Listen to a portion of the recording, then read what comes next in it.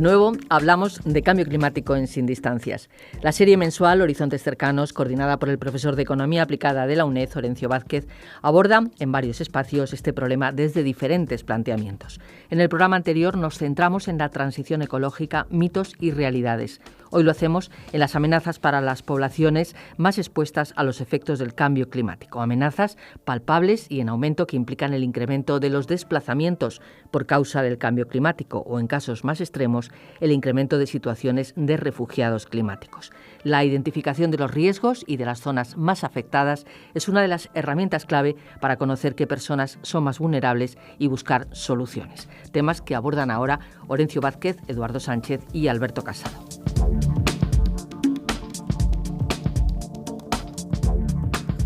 Bienvenidos a un nuevo espacio de Horizontes Cercanos. Hoy vamos a continuar con la serie dedicada al cambio climático. En el día de hoy vamos a analizar cómo ese cambio climático, el calentamiento global, afecta a nuestras vidas. El calentamiento global ha dejado de ser un problema de futuro para formar parte del presente. Las temperaturas globales se han incrementado en un grado por encima de los niveles preindustriales y los expertos coinciden que a este ritmo de emisiones, a la tasa actual de emisiones, el aumento de la temperatura global promedio alcanzará probablemente el 1,5 grados con niveles preindustriales también entre 2030 y 2052. Las consecuencias de este cambio climático están empezando a tener impactos sobre nuestros ecosistemas y, por tanto, nos están empezando a afectar en nuestras vidas cotidianas. Para hablar de estos impactos y cómo debemos actuar para atajarlos, contamos en el día de hoy con Eduardo Sánchez, que es investigador medioambiental y colaborador del Observatorio de Responsabilidad Social, y con Alberto Casado, que es director de comunicación de Ayuda a Nación y miembro de la Junta Directiva de la Coordinadora de ONG de Desarrollo. Empezamos preguntando a Eduardo qué entendemos por riesgos e impactos en el ámbito climático. Los riesgos se están empezando a materializar. ¿Qué se entiende por riesgo climático, Eduardo? Hola, pues bueno, el concepto de riesgo es muy útil para modelizar los peligros que afronta una sociedad y no solo se aplica al cambio climático, se puede aplicar a cualquier ámbito. En general, se considera que el riesgo está relacionado con el peligro. Entonces, el cambio climático tiene varios peligros o amenazas. La exposición a ese peligro, porque no todo el mundo o no todas las zonas están expuestas de la misma manera, y la vulnerabilidad de las personas o de los sistemas a esta exposición y a este peligro, ¿no? Por poner un ejemplo concreto, pues no es lo mismo el peligro, digamos, de altas temperaturas o la amenaza de desertificación o de subida del mar.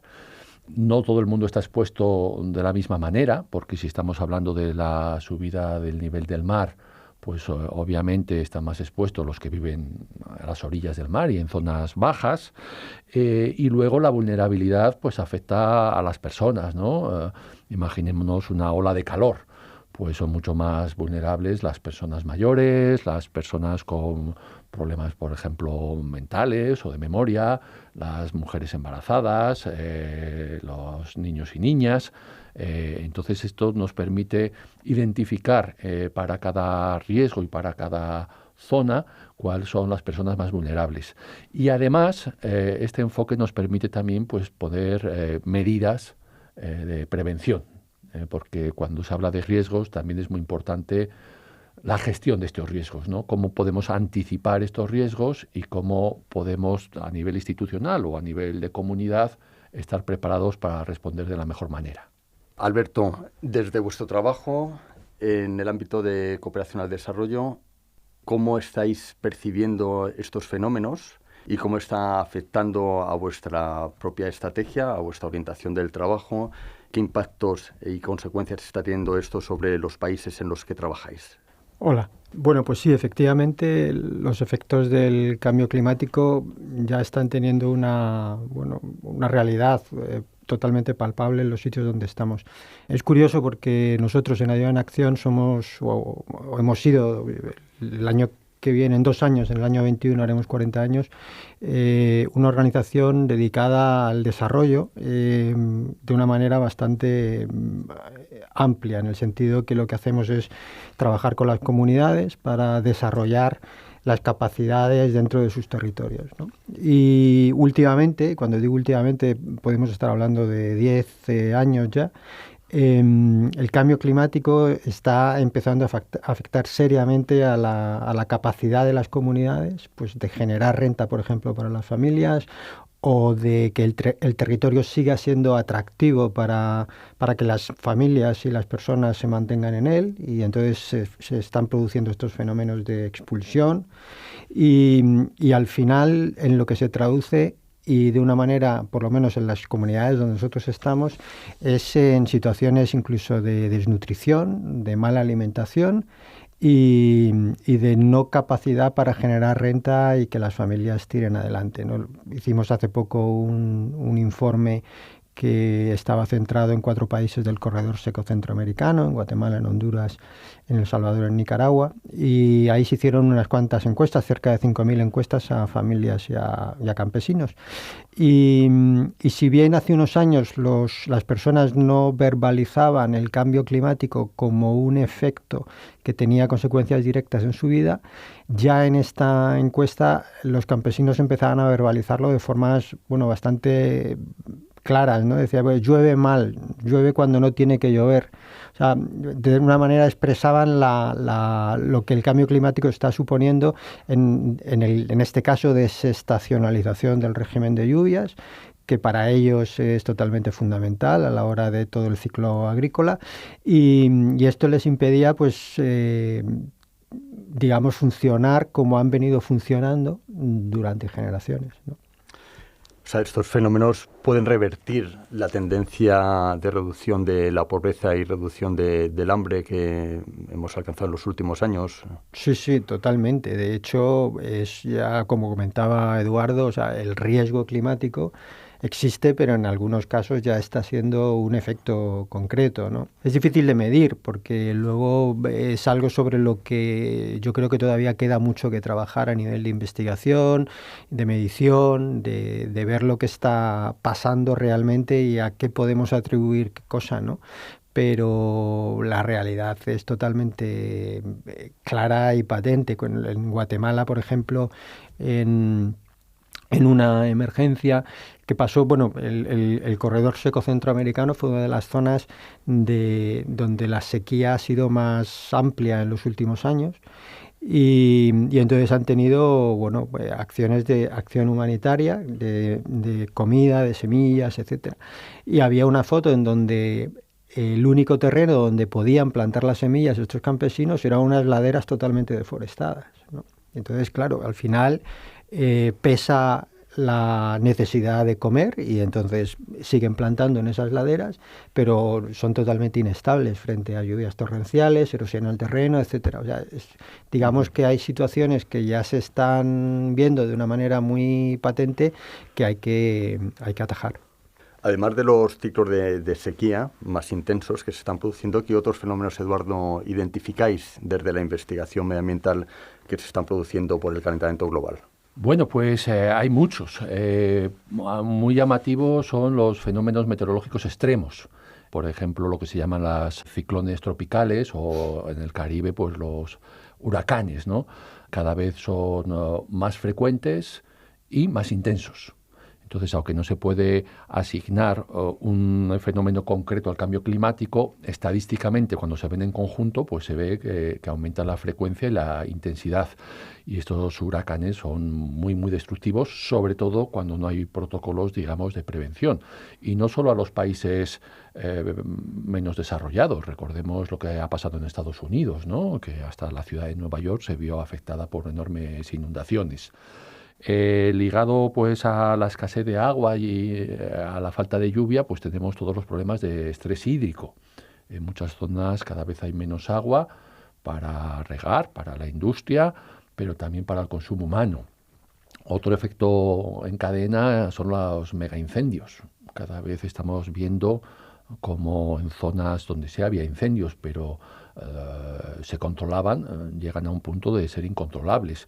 Igualmente no solo estamos hablando de países en desarrollo, sino que estamos hablando de California, una de las zonas más ricas del mundo, o de Australia. Hay, por ejemplo, los problemas de olas de calor y olas de frío. En el 2004, por poner un ejemplo, en Francia en 15 días murieron 15.000 personas, estadísticamente hablando, ¿no? Murieron 15.000 personas más que los años anteriores y se atribuye a la ola de calor que hubo entre el 1 y 15 de agosto. Y a nivel europeo pues fueron decenas de miles. A partir de ahí también se han establecido ya protocolos para cuando se prevé una ola de calor, pues avisar a toda la población, pero hay grupos muy vulnerables, como hablamos antes, que es difícil de prevenir porque no se llega, o la información no les llega, no saben cómo protegerse. Los efectos luego van en cadena. Efectos en los ecosistemas pues pueden cambiar, por ejemplo, el patrón de extensión de los vectores de enfermedad. Entonces hay enfermedades que se están difundiendo en zonas donde antes no eran endémicas, ¿no? Incluso en España pues empieza a haber dengue, cosas que son enfermedades pues que hubo en algún momento, pero que hace muchísimo que no hubo, y puede llegar a haber malaria. Son muchísimos los efectos y, como comentábamos antes, pues depende de la exposición y la vulnerabilidad. Pero un mensaje importante es que aunque las personas vulnerables y con menos recursos que están en los países en vías de desarrollo son, digamos, los más afectados y a la vez los que menos responsabilidades tienen sobre la génesis de este problema, el cambio climático puede afectar a todo grupo de personas. Todo grupo de personas, independientemente de donde se encuentren. Efectivamente. Nadie está exento de poder ser afectado por el cambio climático. Claro, otra de las previsiones, por ejemplo, es la subida del nivel del mar. Entonces pensemos en todas las zonas costeras, pues por supuesto es muy preocupante lo que puede pasar en zonas bajas como en Bangladesh, en los deltas de los grandes ríos o en las islas del Pacífico, que tienen el riesgo de desaparecer. Pero esto afecta a todos los países que tienen costa y eso afecta a Europa y afecta a España. Hay zonas bajas y hay ya previsiones donde si no se toman medidas rápidas y contundentes, pues se puede poner en riesgo pues las industrias, las viviendas, los establecimientos de ocios que están en la costa. Una cuestión inmediata, y volviendo un poco al trabajo que estáis haciendo desde Ayuda Nación, está vinculado con el sistema alimenticio, con la producción de alimentos. La población, la tendencia es que haya un incremento de población, con lo cual hay una mayor necesidad de producción de alimentos, pero al mismo tiempo estos fenómenos están poniendo en riesgo la soberanía alimentaria de algunos territorios, de algunos países. ¿Cómo percibís esa pérdida o ese riesgo de pérdida de soberanía alimentaria? ¿Y qué planteáis para intentar reducir el riesgo o el impacto que se está produciendo sobre la producción de alimentos, Alberto? A ver, nosotros estratégicamente, digamos que áreas que afectan o que se ven afectadas por los efectos del cambio climático son varias, ¿no? Una de las líneas de trabajo que nosotros tenemos es la generación de oportunidades, ¿no? Y ahí una de las acciones o sublíneas de trabajo que tratamos de potenciar es la capacidad que tengan las familias precisamente pues para vivir en los territorios donde están, ¿no? Y ahí las acciones de adaptación, mitigación, pero sobre todo adaptación ya últimamente a los efectos del cambio climático en el ámbito rural, porque nosotros trabajamos fundamentalmente en el ámbito rural, son las más importantes. En este sentido, pues bueno, semillas resilientes a, pues por ejemplo, a ciclos de sequía, capacitar a las comunidades para que planten en zonas que no sean de avenida de agua o que no sean de ladera, donde no se produzcan deslaves, el trabajo sobre todo de capacitación en incidencia, incluso con sus ayuntamientos, con sus municipalidades, con los gobiernos regionales. Eso es importante para nosotros. Y una palabra que nosotros en el mundo del desarrollo venimos utilizando últimamente, que es la resiliencia, que no es otra cosa que formar, capacitar a las comunidades un poco para salir adelante en situaciones difíciles, ¿no? En que sean capaces de superar esas dificultades y empezar, si no de cero, por lo menos de una situación bastante mejor. Esos son, en líneas muy globales, lo que estamos haciendo: adaptación y mitigación y acciones de resiliencia. Y luego, cuando se producen acciones ya humanitarias, de situaciones humanitarias, como comentaba Eduardo, en estos efectos climáticos extremos, eventos climáticos extremos, pues la acción humanitaria de salvar vidas directamente. Estos fenómenos están dando paso a un nuevo fenómeno migratorio, ¿no? Hasta hace relativamente poco la migración pues venía provocada o bien por una serie de necesidades de ámbito económico o sobre todo por situaciones en las cuales se daban conflictos armados. Ahora mismo está el fenómeno de la migración provocada por los efectos del cambio climático. Cuando el terreno deja de producir, como comentas, pues no queda otra que buscar otro sitio donde poder tener un medio de vida. ¿Qué estatus tienen estas personas? ¿Cómo se está afrontando desde la comunidad internacional este nuevo fenómeno migratorio que...? Bueno, efectivamente, ya es una realidad, ¿no? Estamos hablando primero de aquellas personas que se ven expulsadas temporal o por siempre de sus territorios por inundaciones, por sequías, que tienen que salir en un corto periodo de tiempo de sus poblaciones hacia otras regiones, generalmente del propio país, son desplazamientos internos. Y están lo que se llaman las crisis de desarrollo lento, ¿no? Que son aquellas, crisis que se están formando a lo largo de los años, pues porque se está convirtiendo en estructural algo que al principio se pensaba que fuese coyuntural, pues por ejemplo el cambio del régimen de lluvias, ¿no? Y que está afectando a toda la producción agrícola de zonas, ¿no? Pues en el Cuerno de África, por ejemplo. Y eso se suma a conflictos que puede parecer que efectivamente la población se ve expulsada por los conflictos, pero muchos o cada vez más conflictos se están generando por controlar los recursos naturales. Y en esos recursos naturales se deben a que cada vez son más escasos, pues por ejemplo las fuentes de agua o los terrenos fértiles donde puedan cultivar. Y estos conflictos están generando también expulsión. ¿Qué son? ¿Expulsados por conflictos o expulsados por el cambio climático? A nosotros en Ayuda en Acción nos da igual. Son gente que debe de viajar, digamos, hacia una vida más digna, se ve forzada a viajar con una maleta o con una mochila de sus derechos humanos, ¿no? Y eso es lo que la comunidad internacional debe proteger en todo momento. Actualmente se está empezando a debatir si se puede hablar de refugiados climáticos. Hombre, sería una categoría, porque efectivamente ahí, aunque no haya datos, porque una de las cosas que se dice, no, es que no hay datos exactos porque el cambio climático es un efecto más multiplicador que está junto a los conflictos o las crisis económicas, por ejemplo. Y estos tres, cuando se juntan, lo que generan son unos fenómenos de expulsión tremendos, ¿no? Y entonces hay, digamos, investigadores o expertos que dicen que desde luego no es el momento de abrir la Convención de Ginebra, ¿no? Porque siempre está el temor de cuando abras ahora el debate sobre la Convención de Ginebra, en vez de mejorarla, probablemente acabemos empeorándola y restringiendo las garantías que tiene el estatuto ahora. Sí, yo creo que hay que ver el desplazamiento como el primer mecanismo de adaptación. Entonces, para las personas cuando tienen una situación mala, pues una de las opciones es migrar, migración interna o migración externa, y esto siempre ha existido. Y en España mismo conocemos pues, los procesos de cómo la gente se ha ido del campo a la ciudad. Entonces es un proceso natural y normal, en todo el mundo se da, cada vez la población vive más en ciudades, en parte porque son expulsados de las zonas donde vivían en el campo. Lo que está pasando es que esto está teniendo una dimensión muchísimo mayor y las ciudades o las regiones no tienen capacidad de absorber a toda esta gente. Y esto es lo que es ahora más nuevo, ¿no? Naciones Unidas estima que hay 40 millones de desplazados que no son absorbidos, digamos, de una forma natural, sino que están pues, en campos de refugiados o en asentamientos provisionales. De estos 40 millones creen que 26 están relacionados con temas medioambientales y de cambio climático, o sea que ya son la mayoría.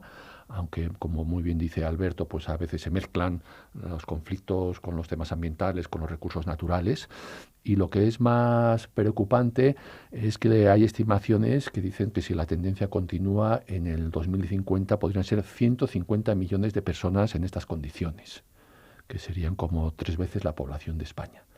Y esto supone un reto enorme de todo tipo. Por una parte, de proveer condiciones dignas a estas personas que se ven desplazadas, pero también aumenta las tensiones en las fronteras, porque muchas de estas personas pues pretenden ir a otros países donde haya mejores condiciones, y es un gran reto que tenemos que afrontar. Yo quería añadir ahí que generalmente o se puede pensar, o desde Europa, yo creo que no sé si a veces se instrumenta para pensar de esta manera, en que todos estos desplazamientos, o la mayoría de los desplazamientos, acaban viniendo a países ricos, ¿no? Por decirlo de alguna manera, países del norte global. Cuando las cifras lo que dicen es que la gran mayoría de las personas que se desplazan internamente en las fronteras del propio territorio, y luego se quedan en las fronteras más cercanas, ¿no? Los que llegan a Europa, en el caso nuestro, es el número más pequeño. O sea, nosotros lo que estamos viendo es que encima estas grandes desplazamientos de población están afectando a países que también están en condiciones de vulnerabilidad importantes, ¿no? Pues, por ejemplo, muchas personas que son forzadas a migrar del Cuerno de África acaban en países como Uganda, que tiene una política bastante amigable, por así decirlo, de acogida de personas, y están ya influyendo y afectando directamente a la población ugandesa, que también tiene sus dificultades de supervivencia, ¿no? De vulnerabilidad. Con lo cual también está el peligro de generar conflictos xenófobos, peligrosos, estallidos de violencia, etcétera, ¿no? La verdad es que, como comentaba Eduardo, es un tema, el de los desplazamientos, que siempre han existido y no hay que tenerles miedo, sino simplemente hay que ver cómo somos capaces, o cómo la comunidad internacional es capaz de regularlo desde todos los aspectos positivos que tiene, que son muchos, ¿no? El tema de la migración. Como comentaba también Eduardo, España ha sido un país productor de migrante hasta hace bien poco, y últimamente también por la crisis económica también ha habido un fenómeno de expulsión de gente joven, preparada, etcétera, hacia afuera. O sea, no pasa nada, lo que pasa es que hay que regularlo y ordenarlo. Y España no está exenta de ese riesgo de las consecuencias o los impactos de cambio climático, y de que se produzcan esos desplazamientos, bien internamente, bien hacia el exterior, como comentaba Alberto, ¿no? Claro. O sea, por ejemplo, España tiene riesgo en muchas zonas de desertificación. Entonces, cuando hablamos de los problemas de generar recursos y pensamos en el Sahel o en el corredor seco centroamericano, pero esto también pasa en España, ¿no? Hay algunos cultivos pues que se están también modificando, y el rendimiento, y esto también pues va a acelerar estos cambios. El proceso también de movilidad interna es muy fuerte, y el proceso de movilidad internacional también, ¿no? Nosotros somos la frontera sur de Europa, y es conocido pues todo el flujo de personas que intentan acceder a Europa por España, ¿no? Yo creo que esto también es una llamada de atención, que la mayoría de la gente no se quiere ir de donde nació. Entonces son personas que vienen muchas veces forzadas por las circunstancias, y que la mejor, forma de abordar esta cuestión es facilitar que las personas puedan seguir viviendo ahí donde nacieron, donde tienen sus raíces, sus familias, sus culturas, sus contextos. Y esto es una llamada pues para abordar estas cuestiones migratorias desde el origen, apoyando, a los países de origen para que puedan ofertar y ofrecer medios de vida a sus poblaciones, ¿no? Cuando hablamos de cambio climático, hay un concepto de Naciones Unidas generalmente aceptado, que es de responsabilidades comunes pero diferenciadas. Todos somos responsables, pero no todos somos igual de responsables. Como el cambio climático viene sobre todo producido por los gases de efecto invernadero, y estos han sido emitidos por los países más desindustrializados, pues la mayor responsabilidad en generar este problema han sido los países industrializados. Y por una lógica, de justicia, pues también le tocaría a estos países pues poner los medios para paliar estos problemas, que es ayudar de alguna forma pues a adaptarse a las personas a este nuevo cambio climático, o en el concepto que comentaba Alberto de resiliencia, pues de hacerles más fuertes para poder superar pequeñas crisis y recuperarse, ¿no? Y este es un llamamiento, ahora que estamos en el contexto de la COP25, pues para que los países industrializados no solo trabajen en la mitigación, sino también en la adaptación y en ayudar a todos los países, y especialmente a los más vulnerables, a adaptarse. En esta línea, y para finalizar, Alberto, ¿qué propuestas hacéis desde la coordinadora de ONGs o desde la propia Ayuda en Acción para mitigar o minimizar esos riesgos y esos impactos que están siendo provocados por el cambio climático? Bueno, digamos que hay como dos niveles, ¿no? Un nivel más de peticiones políticas, uno al gobierno español, pues desde luego que invierta en ayuda oficial al desarrollo. La ayuda oficial al desarrollo ha sido la política más castigada durante este periodo de crisis. Se ha reducido un 70%. Estamos ahora en un vergonzante 0,2% de la renta nacional bruta dedicada a ayuda oficial al desarrollo. Muy por debajo de la media de los países de nuestro entorno, de la Unión Europea, que están en el 0,5%. Y ahí debe haber un compromiso de efectivamente redireccionar la senda de crecimiento por lo menos hasta el 0,5 en estos siguientes 4 años.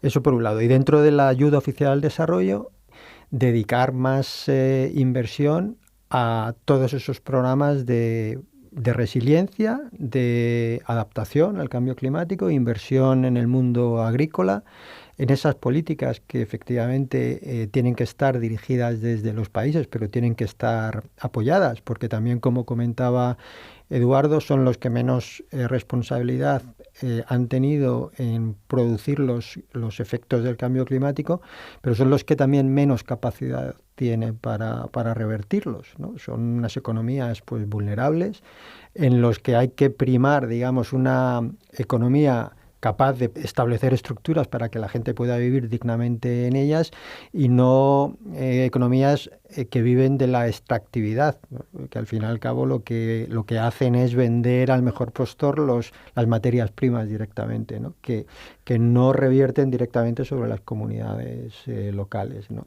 Y en ese sentido, digamos, hay una política primero de los donantes y España, en la medida que le toca, de apoyar a todas estas políticas nacionales de los gobiernos que están sufriendo más los efectos del cambio climático, y a efectos más programáticos, pues sobre todo programas dedicados al mundo rural, a hacer que las personas puedan vivir dignamente, como comentaba Eduardo, que yo creo que es el anhelo que tiene la mayoría de las personas de permanecer en sus comunidades, y que sean entornos seguros, que sean entornos sostenibles, y que los jóvenes no tengan, bueno, los jóvenes y los no tan jóvenes tengan que emigrar.